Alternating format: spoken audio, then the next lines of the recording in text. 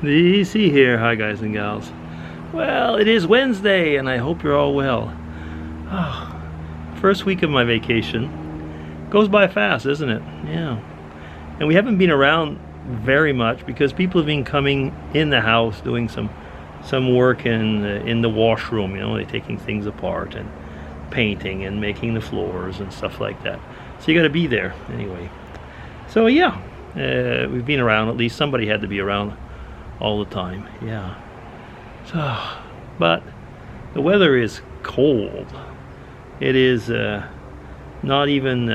Let me see now. It is around 17. Just a minute.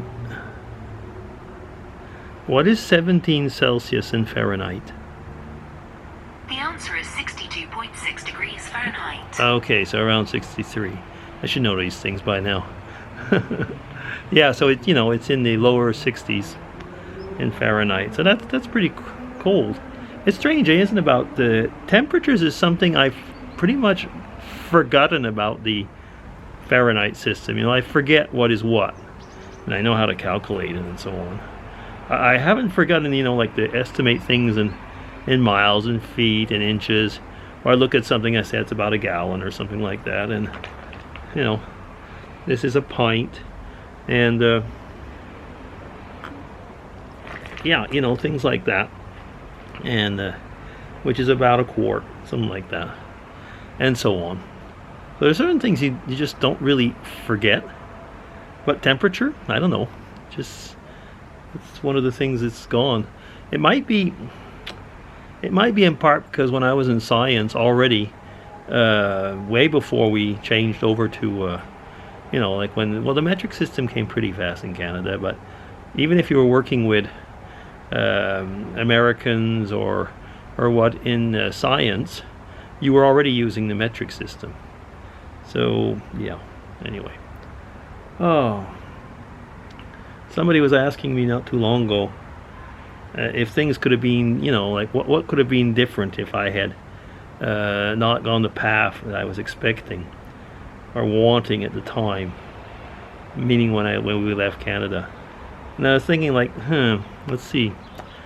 When we were at the end of my PhD time, we were looking into different options. One was actually was at MIT, and with a professor who's not there now. He's gone to the West Coast, but and I could have gone there.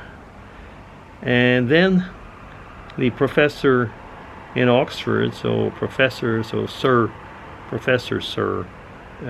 Jack Baldwin came over, and he visited my PhD professor. And my PhD professor and Sir Jack Baldwin were both postdocs in Harvard at the same time. And that was pretty interesting because, you know, they got to know each other. They were probably drinking buddies for all I know. Who knows? And so we were out at a medieval supper, and Baldwin, so Professor Baldwin, was pretty. Let's say he drank a bit, and you know, we were talking around, and I asked him straight out, and he told me, yeah, he says you just fill out the paperwork and come on over. So I'm thinking, like, you know, from there, and I remember one of my mentors in Canada at the time, he had been to Zurich many years ago as his postdoc, telling me how, you know, Switzerland was nice and everything.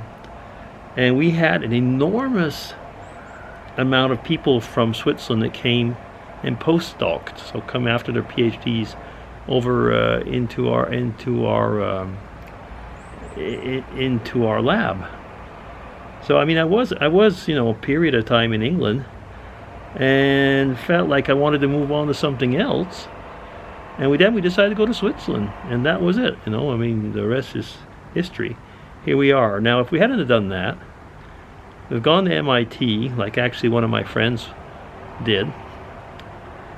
If I'd have been at MIT, I'd probably, say like that, probably come back to Canada and worked in one of the pharmaceutical companies, and in the meantime they've all gone they haven't gone bust, but they've closed or for different reasons don't exist anymore, and they've become biotechs and so on.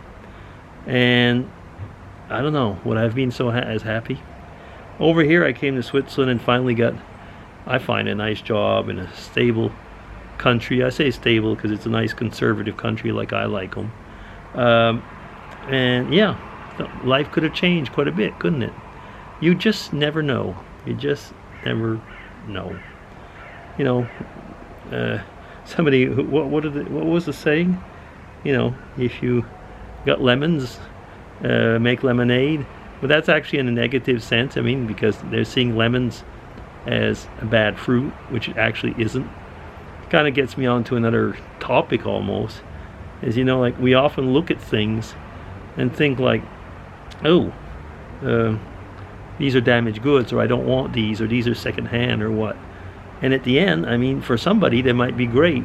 I saw somebody give an example the other day about, you know, old wood. You know, like if you want to make a fire, you're happy to have some old dry wood. If you don't, well, you know, it's just a pain to have all that stuff around, you know, stuff, you know. It was just an example, but you know, if you're looking at things, sometimes things that for some people are damaged goods, for others, you know, are great. And we can talk about damaged goods another time, because I mean, you know, the whole social implication of the words damaged goods. Yeah, no, there are no damaged goods. No, there aren't. But there are a lot of hurting people, if we're talking about people now, you know. Oh, but that is not a topic I'm starting now, because I will be going on for another 20 minutes at least. So we'll just leave it at that. So yeah, let's just leave it at that. So DC signing off. Take care, everybody. And I really hope that you have a good Wednesday. Take care.